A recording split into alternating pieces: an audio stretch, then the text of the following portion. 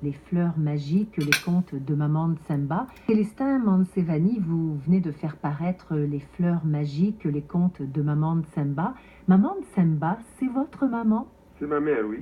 Elle est décédée. Ma mère a pris ses contes de sa grand-mère.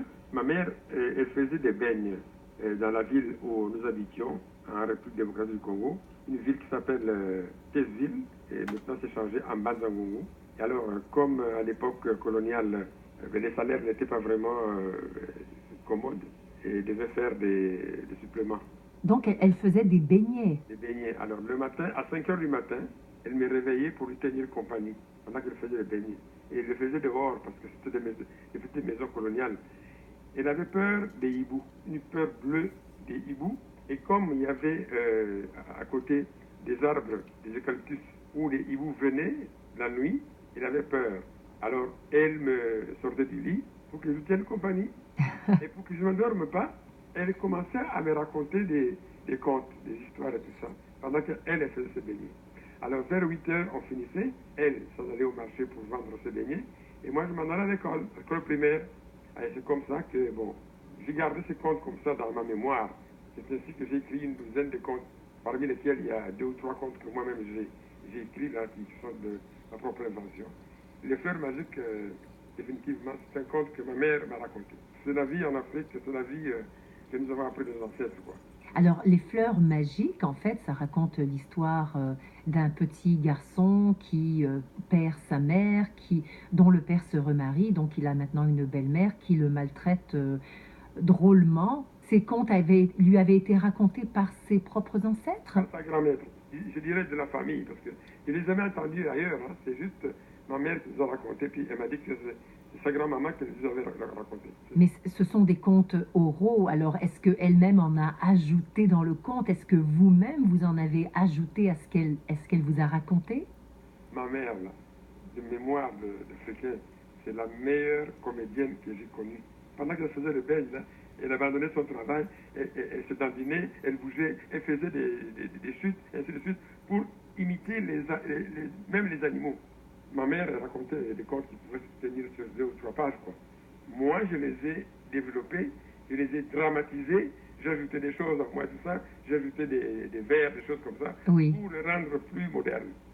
C'est une histoire dramatique, en fait, que vous racontez, parce que ce petit garçon-là vit des moments difficiles. L'histoire se termine bien, heureusement d'ailleurs. C'est du conte pour la jeunesse, hein. On ne voudrait pas que ça se termine dramatiquement. Mais tout au long de l'histoire, il y a toutes sortes de leçons à tirer. Exactement. C'est ça justement la richesse de notre langue. Notre langue Congo, c'est une langue qui est pleine de sagesse, pleine d'enseignements, de leçons, ainsi de suite. Et puis, de toute façon, les gens chez nous, les vieux de chez nous, ils parlent souvent par proverbes, des dictons, des choses comme ça, parce que le peuple Congo, c'est un peuple sage. Celui-ci s'appelle Les Fleurs Magiques. Le suivant s'appellera comment? Le mari idéal.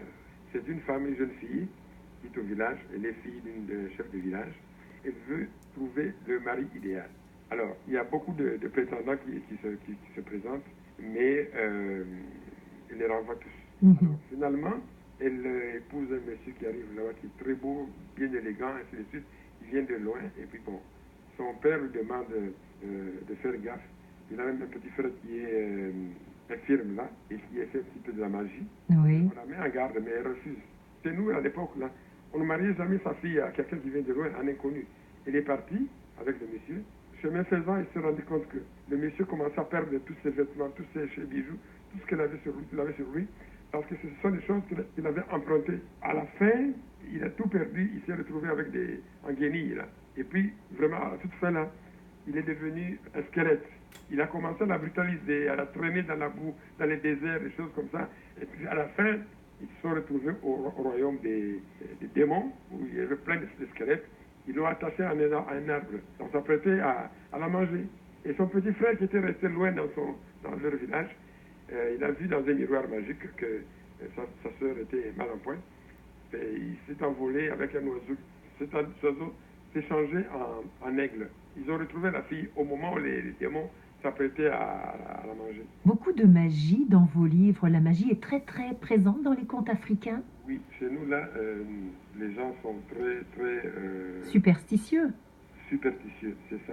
Il y a tout le temps ce mariage entre le naturel et le surnaturel. On pense toujours qu'il y a les âmes, les ancêtres qui nous protègent. C'est comme si les ancêtres, les morts ne mouraient vraiment pas. Jusqu'ici, hein, on est superstitieux, on croit à la magie, on croit aux fantômes. Nous avons toujours peur de la malédiction familiale. Parce que quand vos parents vous disent ne faites pas telle chose, si vous contrevenez, vous vous exposez à des brimades, à des factions. Ouais. C'est terrible. Hein. Alors ça s'appelle Les Fleurs Magiques, les contes de Maman Samba, signé Célestin S. Mansevani. Monsieur Mansevani, merci beaucoup. Je vous remercie beaucoup.